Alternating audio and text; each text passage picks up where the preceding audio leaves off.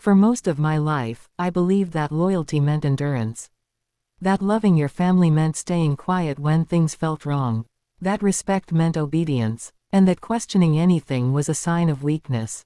I didn't learn that from a book. I learned it by watching the people around me. In my family, conflict didn't explode. It settled. It lingered. It became part of the air we breathed. Problems weren't discussed, they were absorbed. And I became very good at absorbing them. From the outside, we looked close. Supportive. United. But closeness can sometimes hide control. And unity can sometimes demand silence. I was the one who always adjusted. The one who understood. The one who didn't make things harder. At least, that's how they described me. Inside, I was constantly negotiating with myself. Is this worth speaking up about? Will this cause tension? Am I being ungrateful? Those questions followed me everywhere. As I grew older, the expectations grew heavier. I wasn't just part of the family anymore. I was a role, a responsibility, a solution. Whenever there was stress, I felt it was my job to carry it. When someone was upset, I felt responsible for fixing it. When decisions were made, my consent was assumed. Not because I agreed, but because I never said no. And over time, saying yes became automatic. I didn't notice when I started disappearing. It happened quietly. I stopped expressing opinions, stopped sharing plans, stopped dreaming out loud. I learned that it was safer to keep things inside. Because every time I tried to explain how I felt, the reaction was the same. You're too sensitive. You're misunderstanding. We're doing this for your own good. Those words slowly taught me to distrust myself.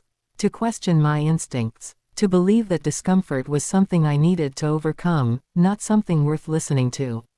Years passed like that. On the surface, my life functioned. I worked. I showed up. I did what was expected. But inside, I felt constantly tense. Like I was always waiting for the next emotional demand. The next sacrifice. The next reminder that my needs came last. I told myself this was normal. That everyone felt this way. That adulthood meant exhaustion. But deep down, I knew something wasn't right. The turning point didn't come with a big argument. It came with something small. Something easy to miss. A conversation that stopped when I walked into the room. A look exchanged between people who didn't realize I was watching. A decision that affected my life, made without my involvement. At first, I ignored it.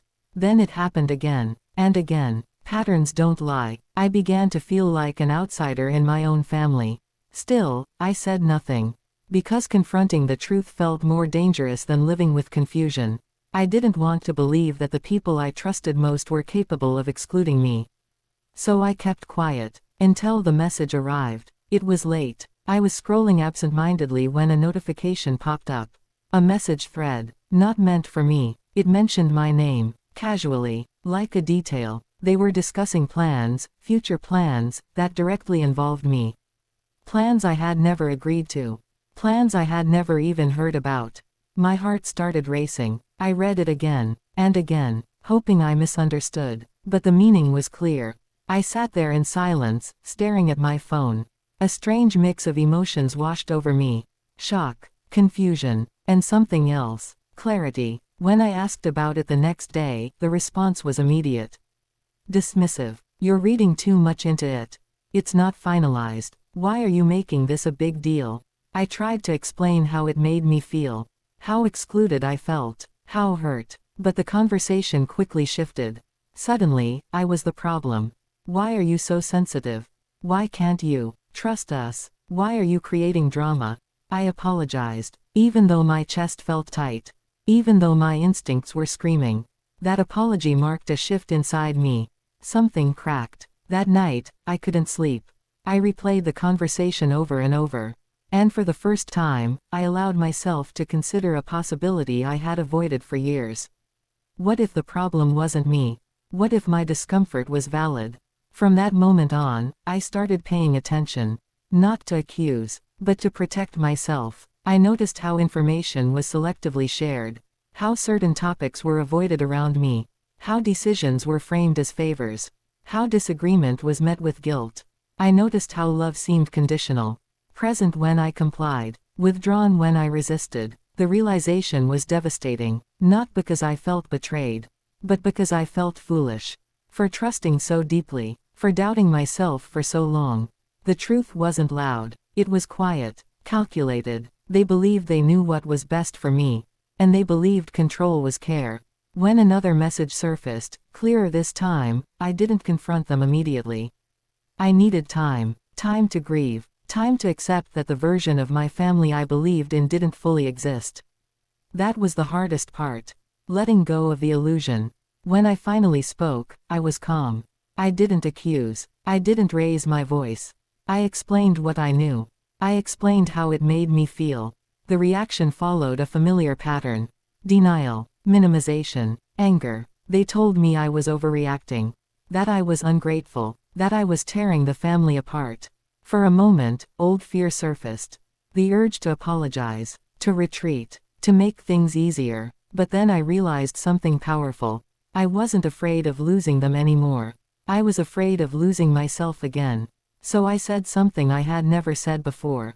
I need distance. The silence that followed was heavy. They warned me I would regret it. That life would be harder alone. That I didn't understand what I was doing.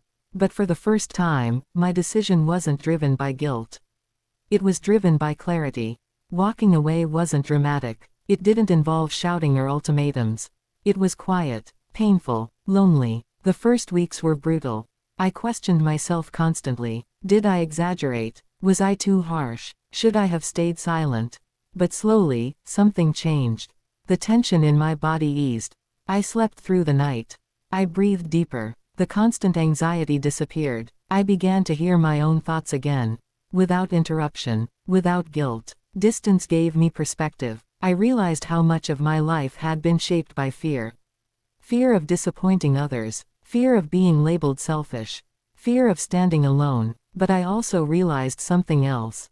Peace doesn't come from pleasing everyone. It comes from honesty. Some family members reached out. Some with understanding. Some with conditions. And that's when everything became clear. Those who truly cared respected my boundaries. Those who needed control resisted them. And I stopped trying to convince anyone of my worth. I started rebuilding trust. With myself. I learned to listen to discomfort instead of suppressing it. To value my voice. To say no without explanation. My life isn't perfect now. But it's mine. I no longer feel invisible. I no longer shrink to keep others comfortable. I understand now that loyalty without respect is not loyalty.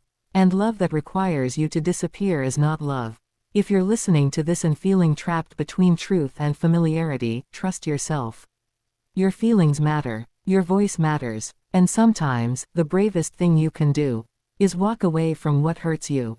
Even when it's family. Even when it's hard. Because choosing yourself is not selfish. It's survival.